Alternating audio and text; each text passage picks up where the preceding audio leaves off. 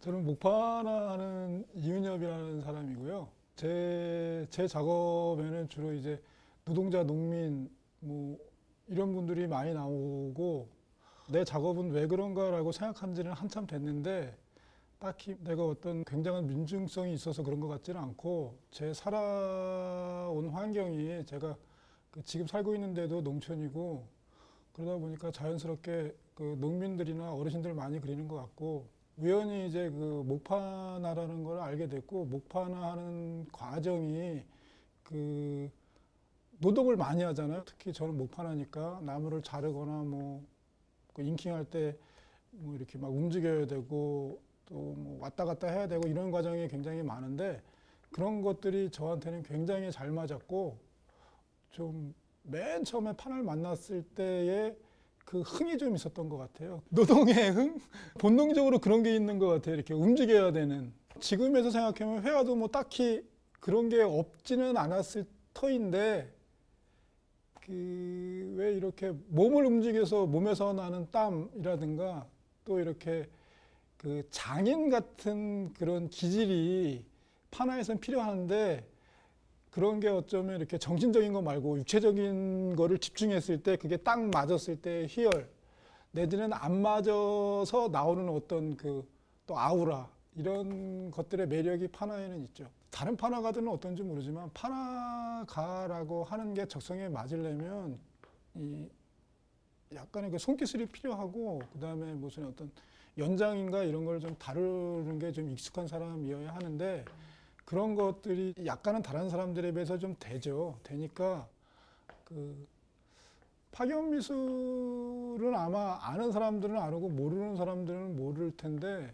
파견 미술이라고 하는 거는 이게 그 노동자들이 투쟁하는데, 그러니까 쉽게 얘기하면 뭐 집회 현장이라든가 데모 현장에 가서 미술로서 할 수 있는 일, 그분들하고 같이 할 수 있는 일을 하는 걸 파견 미술이라고 하는데, 그 저는 이제 판화를 할 수 있는 능력이 있으니까 뭐 연장을 다룰 줄 알 거 아니에요. 그러니까 그 집회 현장에서 필요한 어떤 도구들, 그러니까 뭐 홍보물을 제작한다든가 아니면 그걸 설치한다든가, 아니면 노동자들이 집회하는데 갑자기 비가 오면 비 맞지 않게 어떤 뭐 천막을 씌워준다든가 그런 일을 하죠.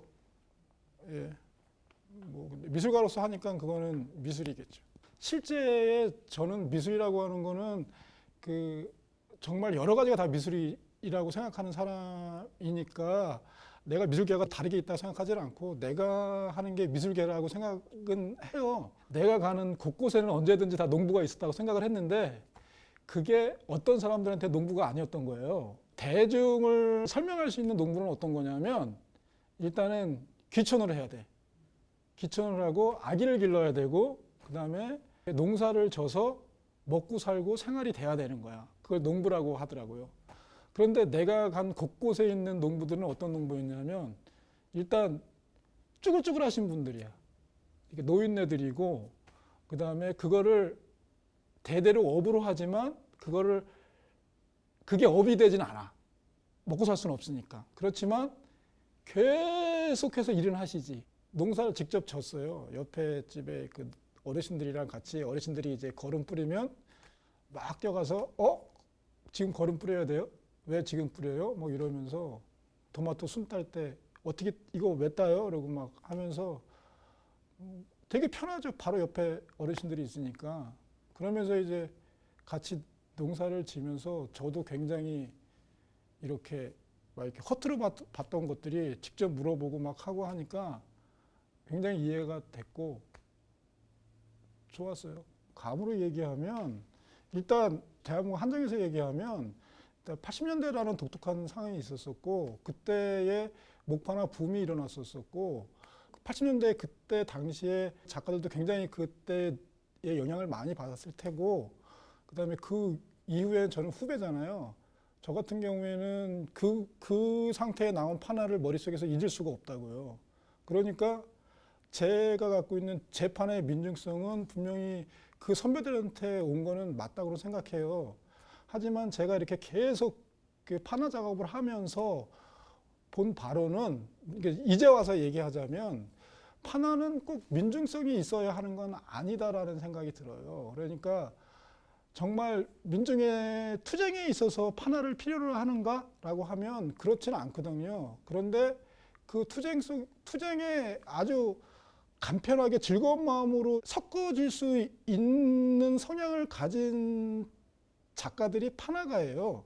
그러니까 판화라는 매체를 맨 처음에 몸에 내가 선택했을 때는 본질적으로 끓어오르는 노동성이 있어야 돼요. 움직이는 걸 좋아해야 되고 거기서 어떤 희열을 느껴야 되는 게 있단 말이에요. 그러면 그거와 같이 움직이는 다른 노동자들, 그러니까 움직였을 때 느끼는 시험들과 그거에 대한 성과를 같이 느낄 수 있는 노동자들하고 호흡할 수가 있고 그분들을 이해할 수가 있겠죠. 그러니까 아마 그런 현장에서 싸움할 때 같이 쉽게 결합할 수 있었던 것 같고, 그러다 보니까 지금 한국에서는 목판화 하면 80년대 그 민중 목판화라고 하는 걸 쉽게 떠올릴 수도 있는 그런 것 같아요. 지구 역사를 보면 지금 굉장히 짧은 순간이잖아요. 근데 짧은 찰나 이 순간을 생각해 보면 선배들하고 저하고 굉장히 유사하다라고 생각이 들어요.